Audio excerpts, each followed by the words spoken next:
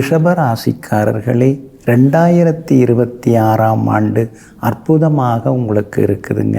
உங்கள் ராசிக்குள்ளே தான் இந்த வருடமே பிறந்திருக்குங்க. அப்படி இருக்கிறதுனால எங்கே போனாலும் நீங்கள் தனித்து தெரிவிங்க, ஜொலித்து காட்டுவீங்க. முக்கியமான நிகழ்வுகளில் முக்கியஸ்தர்களாகவும் இந்த வருஷத்தில் நீங்கள் கலந்துப்பீங்க. மாடு இளைச்சாலும் கொம்பு இளைக்காது அப்படின்னு சொல்கிற பழமொழிக்கு அர்த்தம், எத்தனை வயசானாலும் இளமையாக இருப்பீங்க, சுறுசுறுப்பாக இருப்பீங்க, என்னால் எல்லாம் முடியுங்கிறத நிரூபித்து காட்டுவீங்க இந்த வருஷத்தில். அதே மாதிரி மாடா உழைச்சி ஓடா தேஞ்சு போயிட்டாருங்க அப்படின்னு சொல்லுவாங்க இல்லைங்களா. குடும்பத்தாருக்கும் சுற்றத்தாருக்கும் நண்பர்களுக்கும் சமுதாயத்திற்கும் இடைவேளை இல்லாமல் இடைவிடாமல் உழைத்து கொண்டும் நீங்கள் இருப்பீங்க. இந்த 2026ஆம் ஆண்டிலையும் உங்களுடைய வெற்றி பயணம் தொடர்ந்து கொண்டே இருக்குங்க. ஜனவரி மாதத்தில் உங்களுக்கு பொங்கல் வருது இல்லைங்களா, தைப்பொங்கல் நாள், அதிலேருந்து ரொம்ப அருமையாக இருக்குது. எடுத்தடுப்புலேயே இந்த 2 வாரம் ஜனவரி மாதம் 1ஆம் தேதியிலேருந்து 16ஆம் தேதி வரைக்கும் கொஞ்சம் சுமாராக இருக்கும். 17ஆம் தேதியிலேருந்தே உங்களுக்கு ரொம்ப நல்லாயிருக்கும். எதிர்பார்த்தது எல்லாமே சீக்கிரமாகவும் நடக்குங்க. உங்கள் ராசியில் இந்த வருஷம் பிறந்திருக்கிறதுனால ஆரோக்கியத்தில் நீங்கள் அக்கறை காட்டணும். நான் ஃபிட்னஸோடு தான் இருக்கேன், ஃபிட்னஸுக்கும் போயிட்டு வரேன் அப்படின்னு சொல்லிட்டு இருந்தால் சரி வராது. உணவு கட்டுப்பாடும் உங்களுக்கு முழுக்க முழுக்க தேவைப்படுதுங்க. அதே போல் ஜனவரி மாதம் முதல் மே மாதம் வரைக்கும் குரு பகவான் 2ஆம் இடத்துல உட்கார்ந்துருக்கிறதுனால அந்த காலகட்டத்தில் வீடு மனை வாங்கிறது, சொத்து வாங்கிறது, வண்டி வாகனம் வாங்கிறது, அதுக்கெல்லாம் அவசியம் உங்களுக்கு பணவரவு வரும், வாங்கிறதுக்கான வாய்ப்புகள் இருக்குது. செல்வாக்கும் உங்களுக்கு அதிகரிக்கும், எங்கே போனாலும் நல்லது நடக்கும். இந்த காலகட்டத்தில் முதல் 5 மாதங்கள் இந்த காலகட்டத்தில் வீடு மாறுறது, வேலை மாறுறது, அதுக்கான வாய்ப்புகளும் நல்லா இருக்குதுங்க.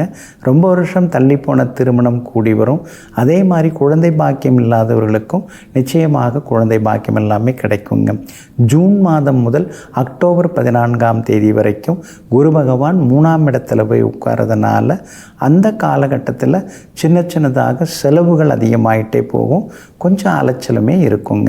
அதே போல் அக்டோபர் 14ஆம் தேதி முதல் டிசம்பர் மாதம் வரைக்கும் 4ஆவது வீட்டுக்கு குரு பகவான் மாறுறதுனால அந்த காலகட்டம் சிறு சிறு வாகன விபத்துகள்லாம் வர வாய்ப்பு இருக்குது. அதே மாதிரி பணம் கொடுத்து ஏமாறுறதுக்கும் வாய்ப்பு இருக்குது. சின்ன வீண் பழிகள் வர்றதுக்கும் வாய்ப்பு இருக்குதுங்க. இந்த வருடத்தில் உங்கள் ராசிநாதன் சுக்கிரன் நடுவில் கொஞ்சம் வக்கரம் ஆகிறாருங்க. குறிப்பாக பார்த்திங்கன்னா, அதாவது செப்டம்பர்லேருந்து டிசம்பர் மாதம் வரைக்குமே சுக்கிரன் பலவீனமாக இருக்கிறாருங்க. அதனால் அந்த காலகட்டத்தில் இரவு நேர பயணங்களை தவிர்க்கிறது நல்லதுங்க. மற்றபடி வியாபாரம் எல்லாம் ரொம்ப நல்லாயிருக்கும். மே மாதத்துக்குள்ளாரையே உங்களுக்கு புது ஒப்பந்தங்கள் வரத்துக்கு வாய்ப்பு இருக்குது. புது பங்குதாரர்கள், நல்ல அனுபவமிக்க வேலையாட்கள், இவங்கெல்லாம் வர்றதுக்கும் வாய்ப்பு இருக்குதுங்க. அதே போல் உத்தியோகத்தில் கூட இந்த வருஷத்தினுடைய தொடக்கம் முதல் பகுதி இருக்கு இல்லைங்களா, ஜனவரி டு ஜூன், அந்த காலகட்டம் உங்களுக்கு ரொம்ப சிறப்பாக இருக்கும். உத்தியோகத்திலையும் உங்கள் கை ஓங்கி இருக்குங்க, எல்லா வகையிலும் நல்லா இருப்பீங்க. ஆனால் அதே நேரத்தில் செப்டம்பர்லேருந்து டிசம்பர் மாதம் வரைக்கும் பொறுமையாக இருங்க, பணம் கொடுத்து ஏமாந்துடாதீங்க. கல்யாண விஷயமாக இருந்தாலும் பார்த்து யோசித்து முடிவெடுங்க.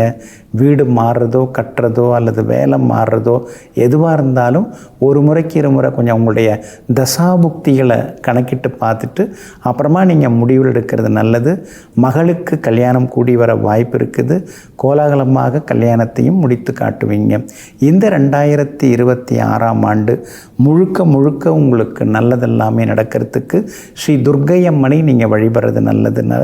ஒரு முறையாவது கும்பகோணம் பக்கத்தில் இருக்கக்கூடிய பட்டீஸ்வரம் ஸ்ரீ துர்க்கை அம்மனை வழிபட பாருங்கள்.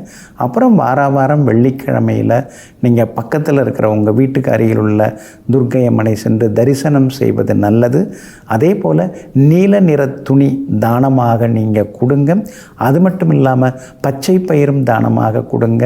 இந்த வருடம் அருமையாக இருக்குங்க. நெஞ்சிற்கினியவர்களை, மங்கள வாரமாகிய இன்றைய நாள் உங்களுக்கு மன நிறைவையும் அதிர்ஷ்டத்தையும் அள்ளித்தரும் நல்ல நாளாக அமையட்டும். மீண்டும் நாளை காலை சந்திப்போம். நன்றியுடன் உங்கள் ஜோதிட முனைவர் KP வித்யாதரன். வணக்கம்.